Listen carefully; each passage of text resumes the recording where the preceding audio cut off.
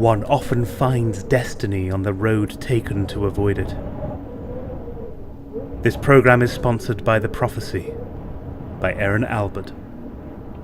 Set amongst the kingdom of the Vanguard and the Ethereals, this epic high fantasy novel sees young Layla Givens choose between duty and desire, whilst the fate of two nations hangs in the balance. The Prophecy. Available now at all good online retailers.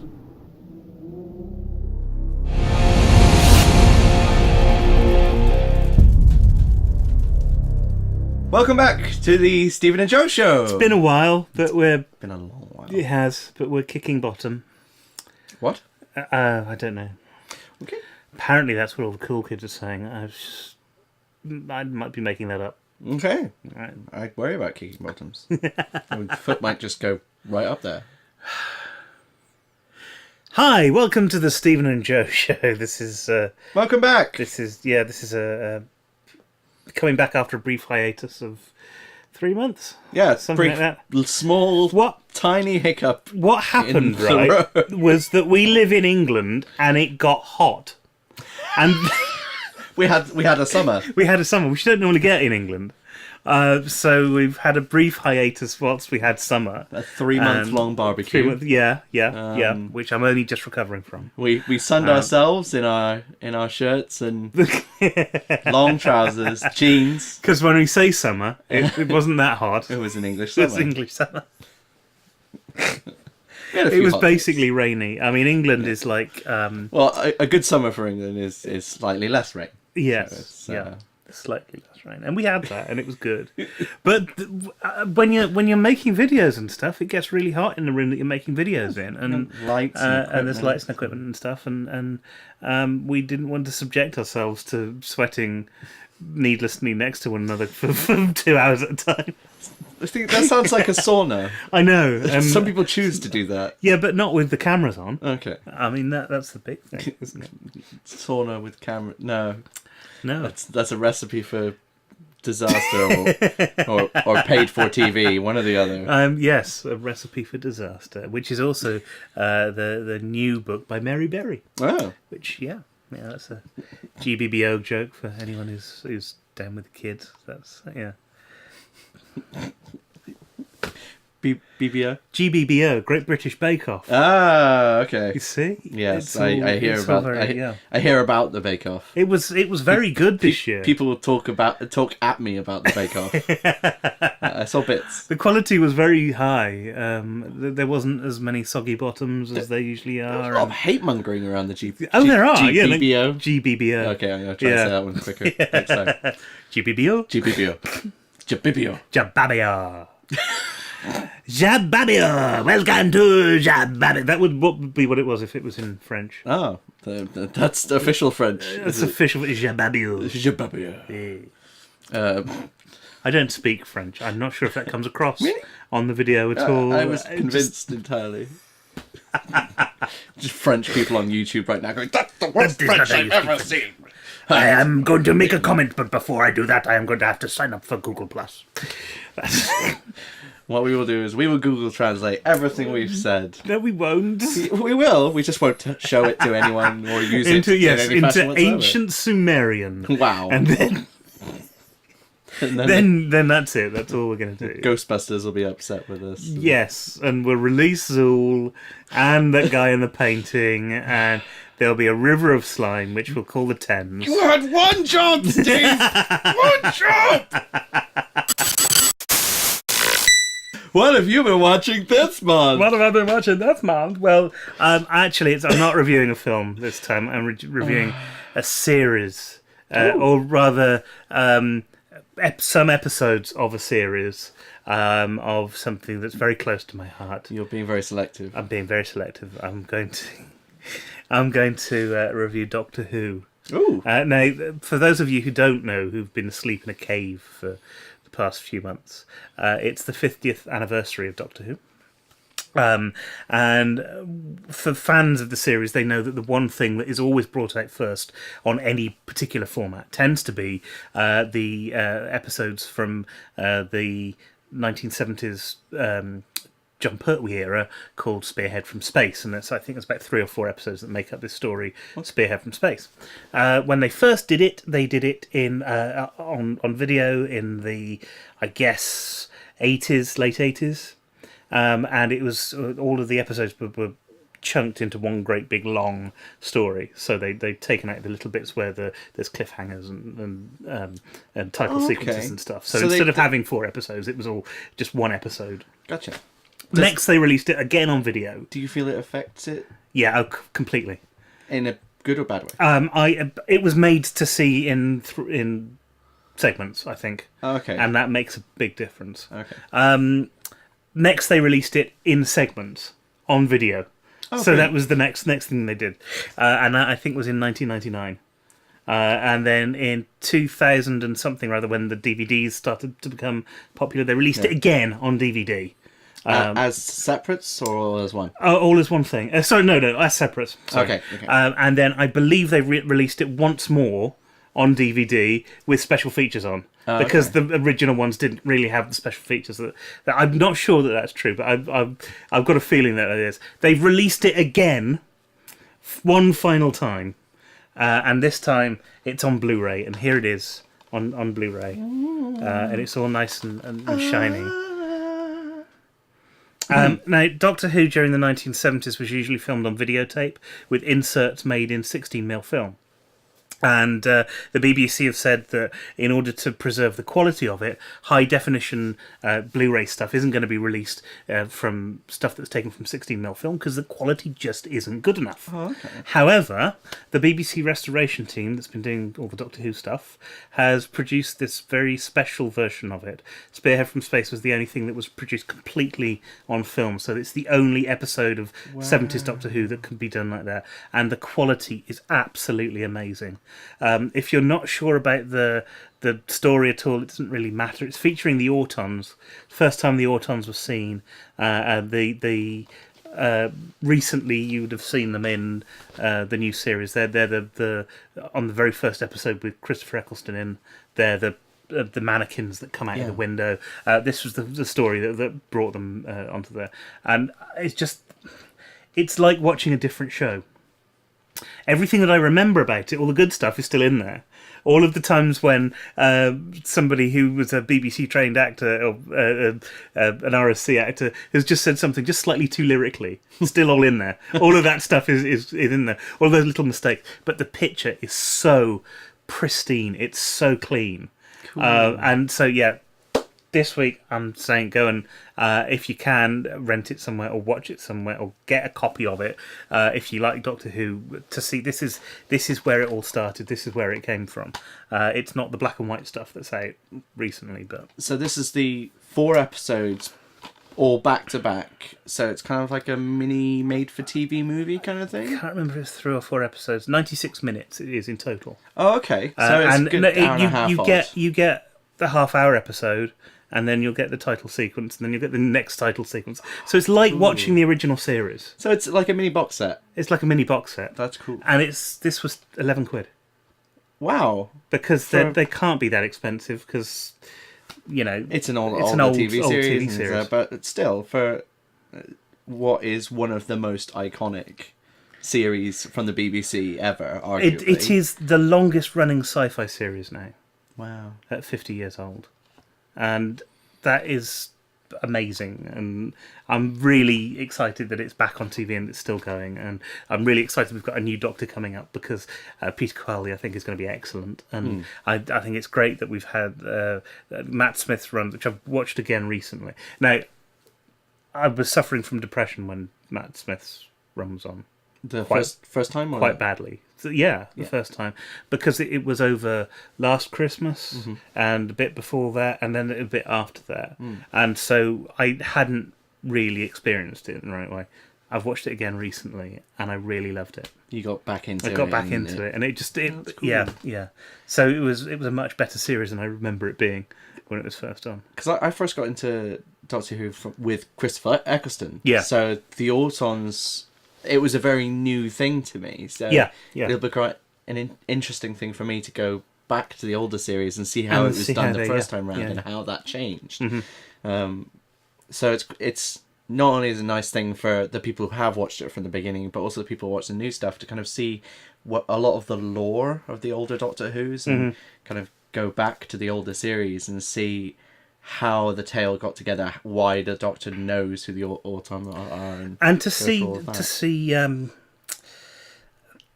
John Pertwee as the Doctor, who was amazing as the Doctor, and Brigadier Lethbridge Stewart, who is in this particular one.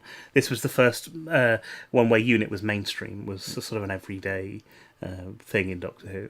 Cool. And some people would have missed this, but in the last season of it, there was one episode that featured UNIT, and the character that they'd set up, who was now the head of UNIT, was set up to be the daughter of Brigadier Lethbridge Stewart. So if you've seen that, and if you're aware of that, if you go back and see that, that's not where the Brig started, because he was in it beforehand. He was in another episode called The Web of Fear, which has recently been discovered. And it's available for download on iTunes, and that's worth seeing if you haven't seen it. And that's got Patrick Troughton in. He was an even earlier Doctor. So it's worth seeing where UNIT came from anyway. There's the whole army thing that knows about extraterrestrial life and stuff. Cool. That's good. So that's my recommendation this week. What do you got for us gaming wise?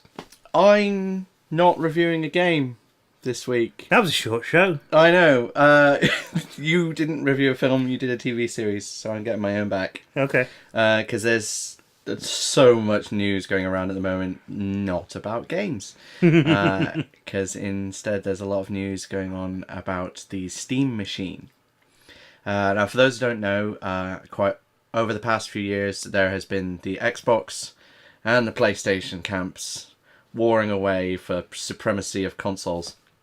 And the games manufacturer Valve and Steam, which is the software platform used on Windows, which allows you to launch games within it, they have combined everything into one box, which is your Steam machine.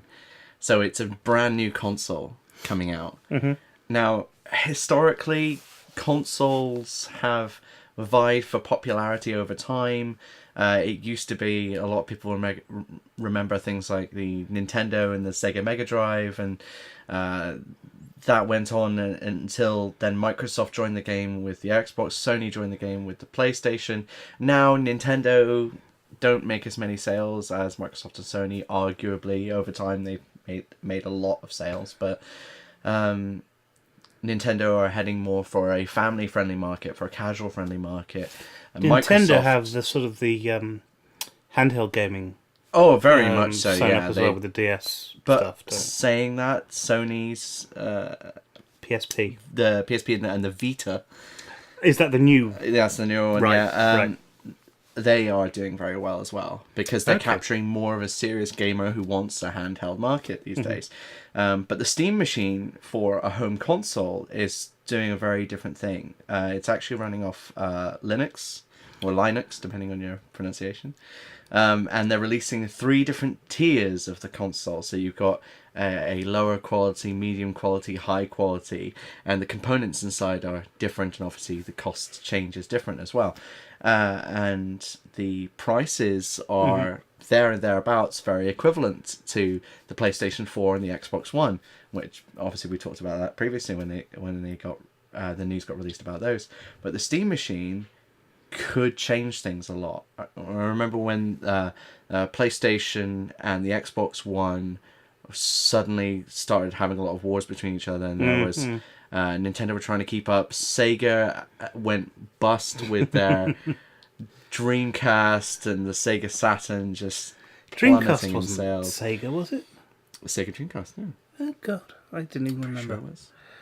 But now with the Steam machine, we could see another round of 3 now manufacturers, if you include Nintendo as well, 4, all vying for the similar markets.